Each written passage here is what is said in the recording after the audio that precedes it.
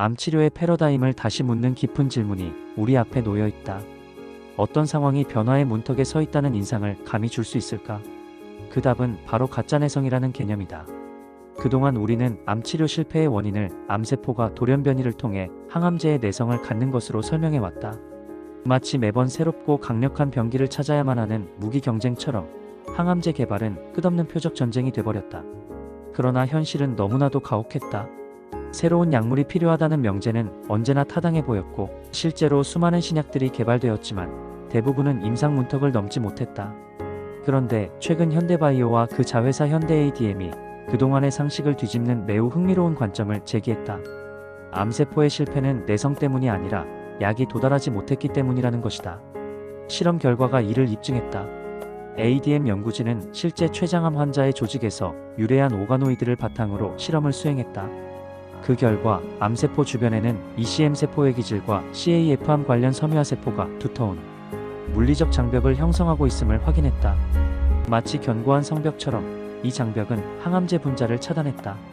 따라서 약은 실제 종양에 다다르지 못했고 치료 효과는 발현되지 않았다. 이제 우리는 이 통찰을 바탕으로 시야를 넓힐 필요가 있다. 약이 문제가 아니라 약이 도달하지 못함이 문제라면 단순한 병기 개발 대신 통로를 뚫는 전략이 필요하다. 이벤트의 시작은 바로 이 관점의 전환이다. 그래서 등장한 것이 바로 페니트리움이다. 이 물질은 전통적인 항암제가 아니다. 그러나 기존 항암제가 암세포 내부로 침투할 수 있는 구조적 환경을 만드는 플랫폼형 조절제다. 현대바이오가 주도적으로 개발했고, 자회사 현대ADM이 전임상 및 임상 전 단계의 연구를 담당하고 있다. 전임상 실험은 충격적이다. 첫째, 마우스 실험에서 페니트리움을 기존 항암제와 병용했을 때 종양 성장 억제 효과가 크게 향상됐다. 둘째, 자연 발생성 반려견 전이암 모델에서 치료 효과가 명확히 입증되어 생체 내에서 장벽 제거 효과를 보였다. 마지막으로 췌장암 환자 유래 오가노이드 모델에서는 암세포 생존율이 거의 0% 수준으로 떨어졌다. 이제 그 효과가 특정 약물에 국한된 것이 아니라는 점을 강조할 필요가 있다. 실제로 ECM과 CAF는 고형암 대부분에 공통적으로 존재하는 구조다. 즉 페니트리움은 췌장암뿐 아니라 폐암, 유방암, 대장암, 간암, 위암 등 다양한 고형암과 병용할 수 있는 보편적인 플랫폼 조절제다. 이 전략이 얼마나 절실한지는 기존 항암제 개발 실패 역사를 봐도 알 수 있다. 수십 년간 고형암은 유전적 타깃을 겨냥한 약물로 해결되지 못했다. 그럼에도 우리는 변이 타깃을 중심으로 신약 개발을 지속했다. 그러나 물리적 장벽을 제거하면 그간 실패했던 약물들의 재활용 가능성도 열린다. 결국 투자 대비 과학 비용의 효율성 면에서 혁신적 접근이다. 이런 전임상 성과를 바탕으로 현대바이오와 ADM은 행동으로 옮기고 있다.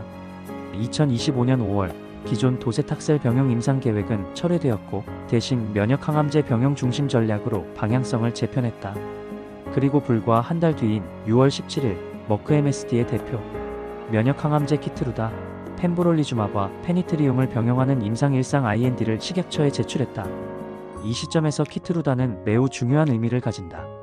전 세계적으로 가장 널리 사용되는 면역 항암제 중 하나이자 머크의 간판 파이프라인이지만 주요 적응증에 대한 특허가 곧 만료된다. 곧 제네릭이 출시될 예정이다. 즉 머크는 현재 병용 전략을 찾고 있다.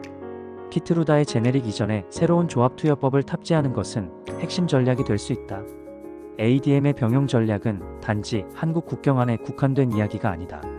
글로벌 제약사들은 성과 기반 파트너십을 통해 후속 조합을 확보하려고 한다. 브리스톨 마이어스 스퀴브, 로슈, 화이자, 아스트라제네카 등도 같은 고민을 하고 있다.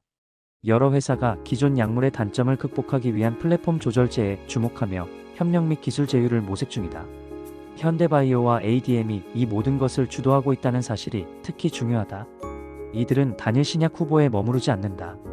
그들이 제시한 것은 가짜내성이라는 새로운 개념, 그것을 입증할 수 있는 실험 결과, 그리고 구조적 해결책인 페니트리움, 마지막으로 글로벌 임상 단계에 진입할 수 있는 실행력이다. 과학적으로 보면 구조적 암 환경을 조작해 약물의 도달도를 높이는 접근은 전통적인 타깃 기반 내성 이론과 차별화된다. 산업적으로 보면 이미 상용화된 항암제의 효능을 회복시키는 플랫폼 조절제는 개발, 리스크와 비용을 줄이면서 시장 확산 가능성도 열어준다. 여기에 더해 머크와의 병용 임상 IND 제출은 전략적 전환점을 의미한다. 단순한 연구개발이 아니라 글로벌 기준, 치료제와의 협력 준비가 가시화되었다는 점에서 세계적 수준의 경쟁 전략으로 이어지고 있다. 물론 아직은 임상일상 전에 머무르고 있다. 면역 관련 부작용, 병용 치료 시의 안전성과 효능, 각 암종별 중증도에 따른 결과 등 고려해야 할 리스크가 존재한다. 하지만 여기서 주목해야 할 점은 현대바이오와 현대ADM은 구조적 문제를 과학적으로 규명했고 검증 가능한 해결 전략도 제시했다는 사실이다.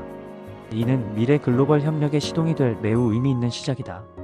이 모든 것은 이제 막막이 오른 수준이다. 오는 7월 21일 서울 정동아트센터에서 공개될 공식 발표는 이 실험 여정과 전략에 대한 종합 보고의 장이 될 것이다. 향후 한국, 미국, 유럽에서 임상 일상이 실제로 착수되면 국내 바이오 기업이 글로벌 병용 치료 트렌드의 전선에 배치될 수 있는 파운데이션이 만들어지는 것이다. 이 발표 이후 세계 암 치료의 지도는 예전과 같지 않을 수 있다. 가짜내성이라는 개념을 발견했는가? 가 아니라 우리가 그 문제를 구조적으로 해결하고 글로벌 협력 전략을 현실화했는가? 의 시금석이 될 날인 것이다. 지금까지 깨알 주식이었습니다. 시청해주셔서 감사합니다. 좋은 하루 되세요.